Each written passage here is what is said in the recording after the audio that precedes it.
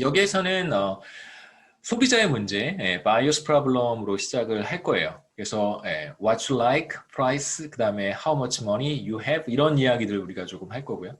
그 다음에 이제 이것들을 다 뭉뚱그려서 이 세 가지 좋아하는 것, 가격, 그 다음에 얼마만큼 쓸 수 있는지, 돈을 얼마만큼 가지고 있는지 이 세 가지를 합쳐서 우리가 수요에 대한 이야기를 하도록 하겠습니다.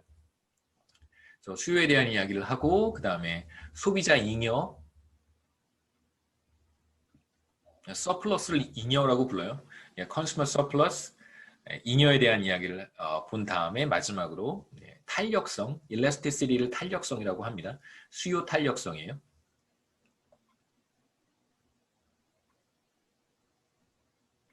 일라스티시티에 대한 이야기, 뭐 여기 몇 가지 탄력성의 개념이 있는데요. 가격 탄력성이라고 하는 것이 있고, 그 다음에 price elasticity는 수요의 가격 탄력성이고요.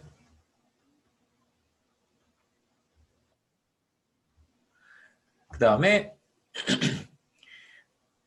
여러분 띵동 소리 들리시죠? 이게 제가 왜 이렇게 해놨냐면 여러분들이 질문을 안 하시면 제 스피커에 에러 메시지가 자꾸 떠요. 그러니까 아무도 이야기를 하지 않으면 저만 얘기하면 제 스피커에서 에러 메시지가 떠서 들어오고 나갈 때 띵동 소리라도 나야 제 스피커에 에러가 뜨지 않습니다. 여러분 질문을 많이 하시면 이 띵동 소리를 꺼놓을 수 있는데 그 다음에 교차 탄력성이라고 하는 개념이 있고요.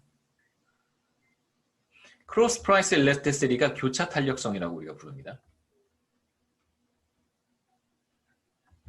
그리고 이제 인컴 엘라스티시티가 수요의 소득 탄력성이에요. 그냥 이제 줄여서 가격 탄력성, 그 다음에 교차 탄력성, 소득 탄력성이라고 불러요. 이 세 가지 개념 중에서 교차 탄력성에 대한 이야기는 하지 않을 것이고 수요의 가격 탄력성하고 이제 인컴 엘라스티시티 이 두 가지만 우리가 보도록 하겠습니다. 소비자의 문제, 뭐 buyer's problem, 구매자의 문제라고 보통 우리가 번역하지 않고요. 대체로 그냥 소비자의 문제 이렇게 이야기를 합니다. 그 다음에 나중에 또 보겠지만 공급자들의 문제, 그냥 우리가 그걸 생산자의 문제라고 불러요. 생산자, 공급자, 판매자 다 같다고 우리가 같게 보겠다라고 했습니다.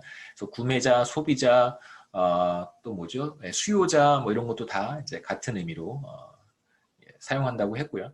소비자의 문제는 의사결정이에요. 무엇을 구매할 것인가?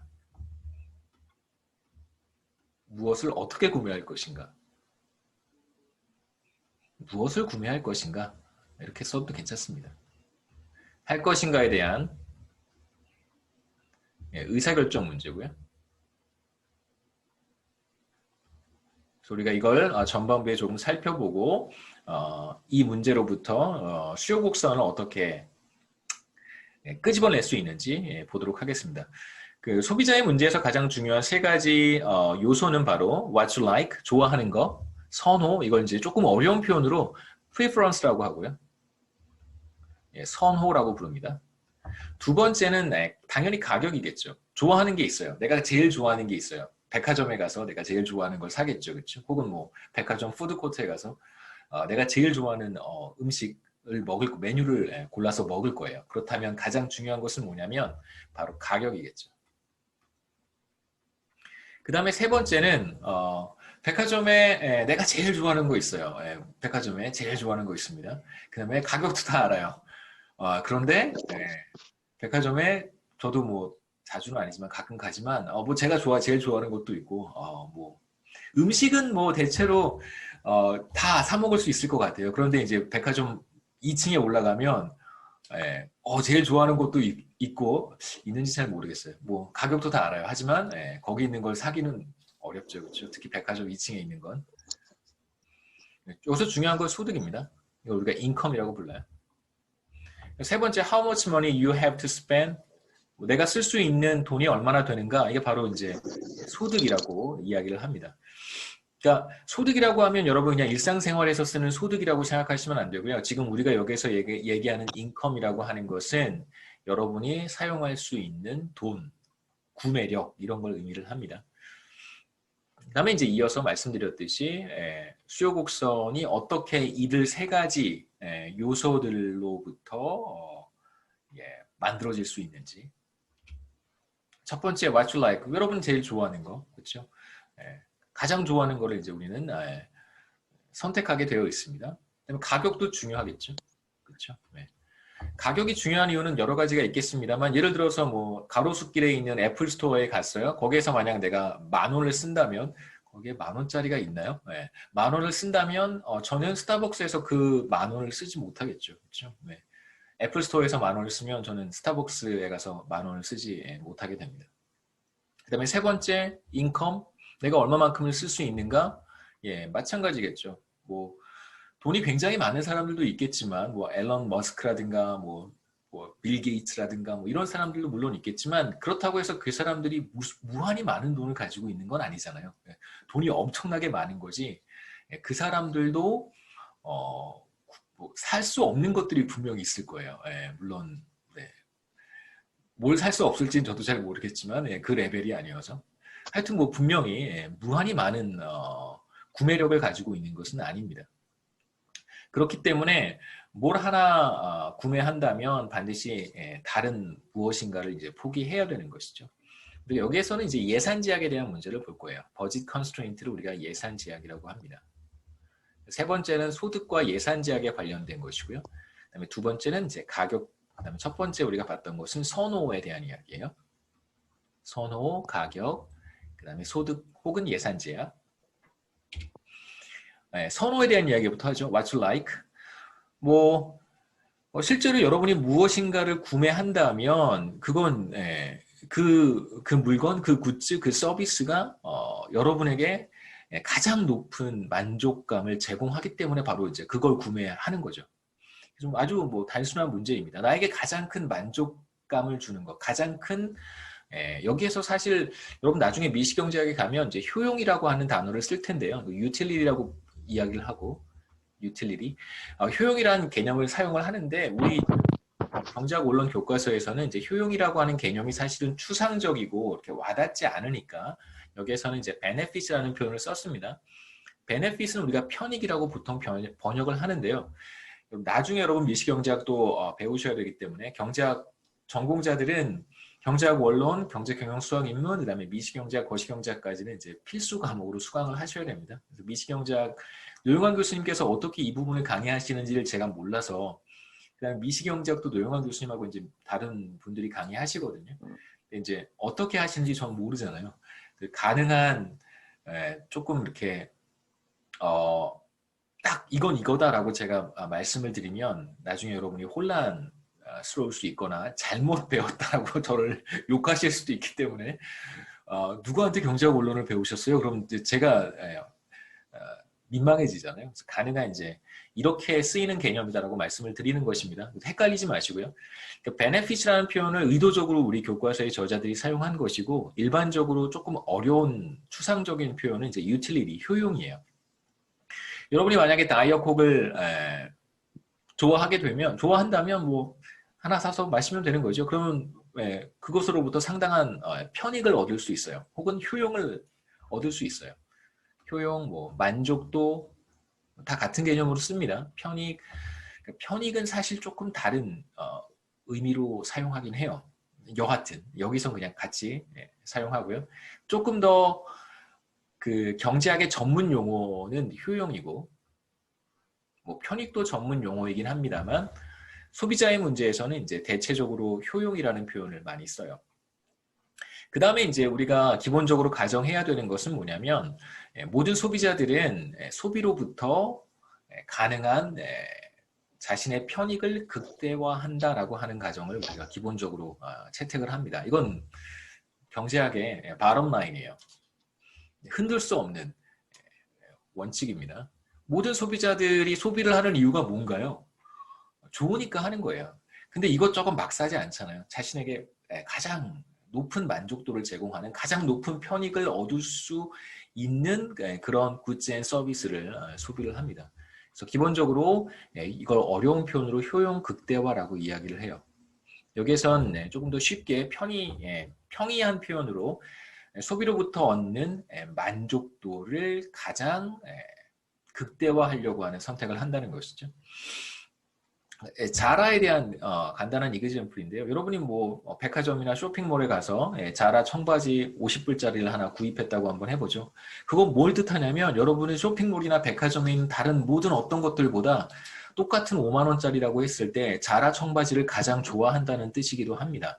그래서 자라 청바지 말고 다른 걸로 바꿔치기를 하면 여러분 굉장히 기분이 나쁠 거예요. 여러분이 가장 좋아하는 물건인 굿즈인 자라 청바지를 선택했기 때문에 그런 것이죠.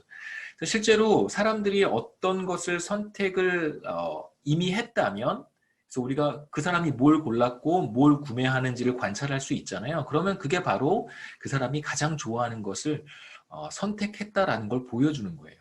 그래서 실제로 그 사람이 무엇을 가장 좋아하는지를 확인할 수 있는 좋은 방법은 그 사람이 실제로 뭘 선택했는지를 보는 거예요. 이걸 조금 어려운 표현으로 미시경제학에서는 현시 선호라고 합니다.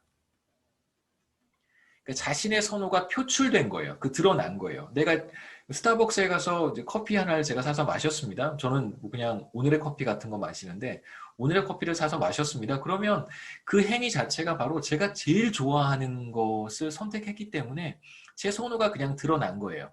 이걸 이제 revealed preference라고 불러요. 그러니까 reveal이 드러난 거잖아요. 그렇죠? revealed preference라고 부릅니다.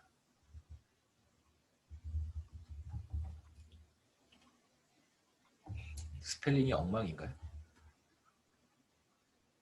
이거 맞죠? 예. 예.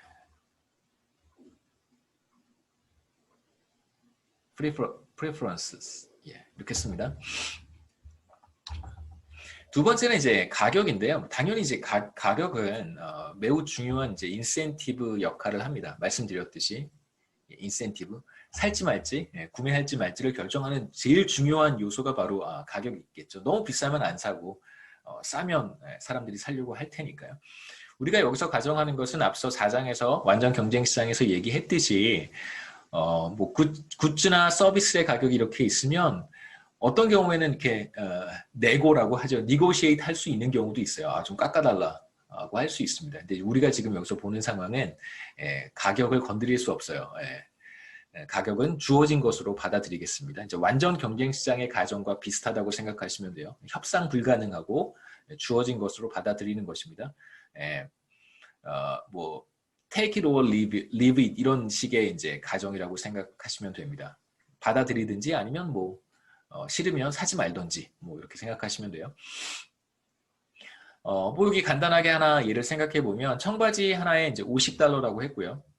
그 다음에 이제 백화점에 굉장히 많은 종류의 뭐 굿즈 앤 서비스가 있겠죠. 그런데 우리가 다 생각하면 너무 복잡하니까 청바지 하나랑 스웨터만 생각해 보겠습니다. 청바지 하나의 가격은 $50고요. 쇼핑몰에 청바지랑 이제 스웨터만 파는 거예요. 스웨터의 가격은 이제 $25라고 해보겠습니다. 청바지를 하나 살 수도 있고, 그 다음에 스웨터를 2개 살 수도 있어요. 이제 만약에 여러분한테 $50만 있다고 한다면, 그러면 청바지를 하나 살 때 포기해야 되는 건 뭐냐면, 스웨터 2개라고 할 수 있겠죠. 그래서 청바지의 기회비용을 우리가 스웨터 2개다라고 이야기를 합니다. 이렇게 얘기할 수 있는 건 청바지의 가격과 스웨터의 가격을 알고 있기 때문에 그런 거예요. 청바지의 기회비용은 요즘은 청바지도 청바지라고 안 하는 그냥 진이라고 데님 재료를 많이 써서 그런지 청바지의 기회비용은 스웨터 2개라고 얘기할 수 있겠죠. 나중에 나오는데 한번 생각해 보세요. 스웨터를 하나 사면 $25를 지불해야 되잖아요. 그럼 스웨터 하나의 기회비용은 뭘까요? 한번 생각해 보시죠. 스웨터의 기회비용은 혹시 대답하실 수 있는 분 계세요? 스웨터 하나의 기회비용은?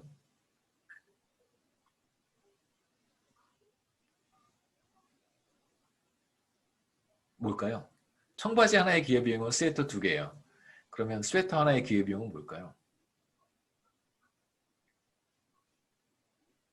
청바지 2분의 1개. 그렇죠. 다리 한 짝이죠. 그렇죠.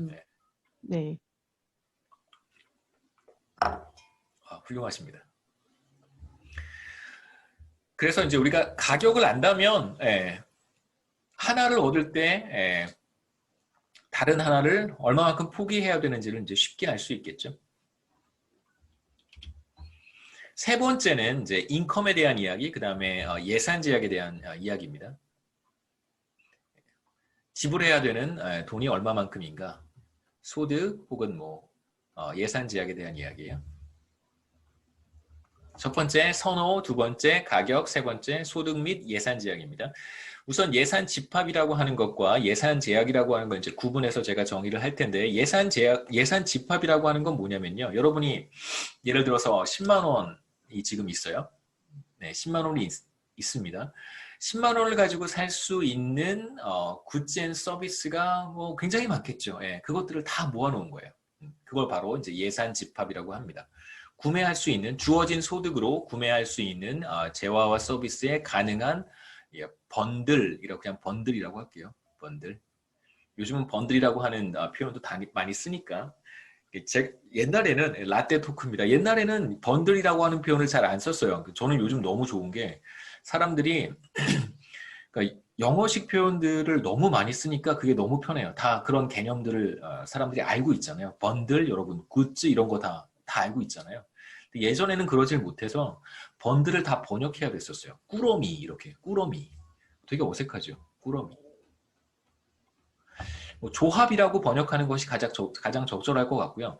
그러니까 예산 집합에서 가장 중요한 개념은 뭐냐면, 여러분이 가지고 있는 10만 원의 돈을 다 사용하지 않아도 괜찮아요. 그러니까 아무것도 구매하지 않아도 그것도 가능한 번들이에요. 그러니까 아무것도 안 사는 것도 예산 집합에 있는 하나의 초이스라고 할 수 있어요. 무슨 뜻인지 아시겠죠? 10만 원이 있으면 굳이 10만 원을 다 쓰지 않아도 괜찮습니다. 아무것도 사지 않는 것도 예산 집합에 여러분이 선택할 수 있는 하나의 점이라고, 조합이라고 할 수 있습니다. 예를 들면 스웨터와 청바지만 구매하고 싶어요. 돈이 10만 원 있습니다. 각각의 가격을 우리가 알고 있어요. 청바지도 안 사고 스웨터도 안 사요. 그것도 예산 집합에 있는 하나의 원소라고 우리가 이야기할 수 있어요. 반면에 버짓 컨스트레인트는 예산 집합의 부분 집합이라고 생각하시면 됩니다. 이제 이거의 일부예요. 예산 제약은 예산 집합의 부분 집합이에요. 일부죠. 예산, 다시 쓰겠습니다. 버짓셋의 예산 집합의 일부인데, 어떤 일부냐면요, 주어진 소득을 다 소진해 버리는 그런 번들들, 그런 조합들을 모아놓은 거예요. 여러분한테 10만 원이 있습니다. 스웨터와 그 다음에 청바지만 살 수 있어요. 청바지의 가격도 알고 있고 스웨터의 가격도 알고 있어요. 그렇다면 이 10만 원을 다 사용해서 구매할 수 있는 청바지와 스웨터의 조합들이 있겠죠. 그 조합들을 모아놓은 것이 바로 버짓 컨스트레인트예요. 그래서 주어진 예산을 다 소진하는 재화와 서비스의 조합들을 보여주는 것이 바로 예산 제약입니다. 그래서 남는 돈이 있어서는 안 돼요. 그래서 엄밀하게 정확히 얘기하면 예산 제약은 뭐 예를 들어서 예산 제약은 절대 아무것도 소비하지 않는 점이 포함되어 있지 않고, 주어진 소득을 남기는 점도 여기엔 포함되지 않습니다. 모든 소득을 다 소진하는 그런 번들을 모아놓은 것이 바로 예산 제약이에요. 그래서 예산 제약과 관련해서 우리가 뭐 간단한 뭐 여기에서 이제 우리가 가정하고 있는 것들은, 뭐 첫 번째는 뭐 저축을 하거나 누구한테 빌려주거나 뭐 이런 행위를 하지 않습니다. 그러니까 자신이 가지고 있는 소득을 다 소진하지 않았어요. 그럼 얼마 남잖아요. 현실에선 그것을 저축했다가 내일 소비할 수도 있고 나중에 소비할 수도 있는데, 지금 우리는 그런 문제를 보는 것은 아닙니다. 오늘 하루만 살고 끝나는 거예요. 그러면 사람들이 자신의 소득 중에 일부를 소비하지 않고 남길 필요가 전혀 없겠죠. 그렇죠? 만약에 여러분 부모님이 여러분 용돈을 줬어요. 혹은 뭐 누구 친척이 여러분한테 용돈을 줬습니다. 10만 원을 주고 쓰고 싶은 거 다 쓰고 뭐 다 써도 돼. 남으면 나한테 갖고 와라고 하면 여러분 어떻게 하시겠어요? 쓰고 싶은 거 10만 원 다 써버리겠죠. 간혹 뭐 10만 원 중에서 5만 원 쓰고 5만 원을 다시 가지고 와서 뭐 부모님께 돌려주는 경우도 있을 수 있겠죠. 그건 왜 그런 걸까요? 내일이 있기 때문에 그런 거예요. 착하구나. 조금밖에 안 썼구나. 그 다음엔 또 10만 원 줄게. 이런 식의 뭔가 리피티션이 가능하다고 생각하면 그렇게 할 수 있겠지만, 한 번 일회성으로 끝난다고 한다면 10만 원 다 쓰지 않고 남겨와서 되돌려줄 사람은 없을 거예요. 이제 우리가 이제 5장에서 보려고 하는 간단한 이그젬플들의 그 여러 가지 백그라운드를 설명을 먼저 드리고 계속해서 보도록 하죠. 우리가 이제 여기서 보려고 하는 것은 뭐 소비자의 문제인데 이제 이 소비자는 지금 300달러를 생일 선물로 받았어요. 쇼핑 스프리라고 해서 300달러를 이제 돈으로 받았습니다. 그래서 뭐 사고 싶은 거 사라고 생일 선물로 받았어요. 두 가지 굿즈만 우리가 생각하겠습니다. 진과 스웨터 두 가지만 구매할 수 있는 것들이 굉장히 많겠지만 우리 두 가지만 초점을 맞추어서 살펴보고요. 나중에 여러분 뭐 마음껏 재화의 개수를 늘려갈 수 있을 거라고 생각합니다. 그 다음에 이제 각각의 가격이 청바지는 하나에 50달러고요. 그 다음에 스웨터는 하나에 25달러예요. 그리고 말씀드렸듯이 300달러를 모두 다 사용을 할 거예요. 남겨봐야 아무 의미가 없으니까. 자, 예산 집합과 버짓셋, 예산 집합과 이제 예산 제약을 제가 표현을 할 텐데요. 자, 우선 이 그림에서 이 두 점을 한번 생각해 보죠. 12, 6. 이 그림은 우리가 앞서 봤던 수요 곡선, 공급 곡선을 그릴 때와의 그림과 완전히 다른 그림입니다. 우선 가로축에는 청바지의 개수, 세로축에는 스웨터의 개수를 표시를 했고요. 제가 따로 한번 해볼게요.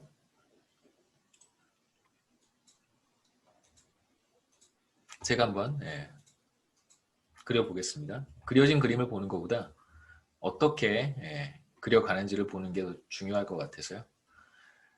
자, 이 그림은 뭐 세로축의 가격, 가로축의 수량을 표시하는 게 아니고 저한테 혹은 여러분한테 300달러의 용돈이 생겼습니다. 그 다음에 이제 청바지의 가격은 50달러고요. 그 다음에 스웨터의 가격은 25달러예요. 우리가 생각해 보고 싶은 것이 가로축에는 스웨터를 청바지였죠. 청바지를 표시를 하고요. 세로축에는 이제 스웨터를 표시하고 싶어요. 스웨터의 수량, 가로축에는 청바지의 수량을 표시하고 싶습니다. 주어진 돈은 300달러고요. 만약에 300달러를 가지고 청바지만 산다면 청바지를 모두 몇 개 살 수 있을까요? 네, 6개. 네, 6개 살 수 있겠죠. 그렇죠? 6개. 청바지를 6개 살 수 있어요. 그래서 이 점이 의미하는 것은 주어진 소득을 청바지만 구입할 경우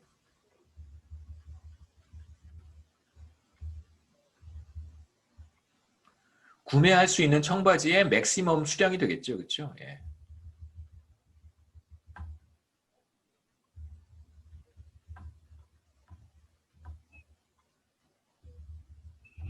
청바지의 최대 수량이 돼요. 간단하게 계산하는 방식은 자신의 소득을 청바지의 가격으로 나눠주는 거예요. 소득 나누기 청바지의 가격 PJ라고 쓰겠습니다. 소득 나누기 300달러 나누기 청바지의 가격 한 벌의 가격이에요. 50달러로 나눠주면 6이 되니까 주어진 소득으로 6개의 청바지를 구입할 수 있고 그럼 이쪽에 스웨터의 수량을 표시를 하는 것입니다. 마찬가지 방식이죠. 그렇죠? 주어진 소득 300달러를 가지고 스웨터를 몇 개를 살 수 있을까? 예.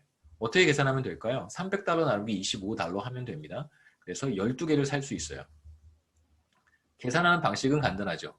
300달러 나누기 스웨터의 가격 이렇게 표시하면 되고 조금 더 기호를 써서 표현해 본다면 이렇게 쓰면 되겠죠. 소득을 제가 쓸 수 있는 구매력 혹은 소득을 스웨터의 가격으로 나눠주면 제가 구매할 수 있는 최대 스웨터의 개수는 12개가 돼요. 자, 이제 반드시 이 점만 선택할 수 있는 건 아니에요. 아까도 말씀드렸듯이 청바지도 안 사고 스웨터도 안 살 수 있어요. 이 점도 선택할 수 있습니다. 0, 0. 그렇죠? 이 점도 선택할 수 있고요. 그 다음에 이런 점은 선택할 수 있을까요? 청바지 6개, 스웨터 12개 이런 점은 선택할 수가 없습니다. 계산해 보면 스웨터 12개의 가격은 25달러이기 때문에 벌써 스웨터 12개를 사게 되면 300달러를 다 써버렸기 때문에 청바지는 더 이상 구매할 수 없어요. 이런 점은 선택할 수 없습니다. 자, 이제 우리가 이렇게 주어진 돈을 가지고 구매할 수 있는 스웨터의 최대 개수, 그 다음에 청바지의 최대 개수를 이렇게 표시할 수 있고요. 자, 이제 어느 한 점에서 시작해도 상관은 없는데요. 여기서 출발해 보죠.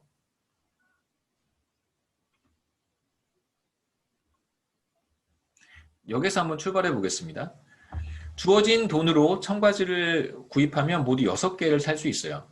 자, 이제 청바지를 하나 적게 사는 거죠. 청바지를 5개만 산다고 생각해 보세요. 청바지를 5개만 샀습니다. 그러면 얼마가 남을까요? 청바지를 5개 샀으면 250달러를 쓴 거예요. 그렇죠? 자, 그러면 50달러가 남을 거고, 그러면 스웨터를 몇 개를 살 수 있냐면 2개를 살 수 있습니다. 그래서 만약에 제가 청바지를 5개만 사게 되면, 그리고 나서 끝날 수도 있지만 남는 돈으로 만약에 스웨터를 구매한다면 스웨터를 몇 개 살 수 있을까요? 2개를 살 수 있습니다. 여기 조금 낮게 그리죠. 요 점을 선택할 수 있어요. 여기서 스웨터 2개, 청바지 5개, 스웨터 2개 선택할 수 있겠죠. 그렇죠? 이 점을 선택할 수 있습니다.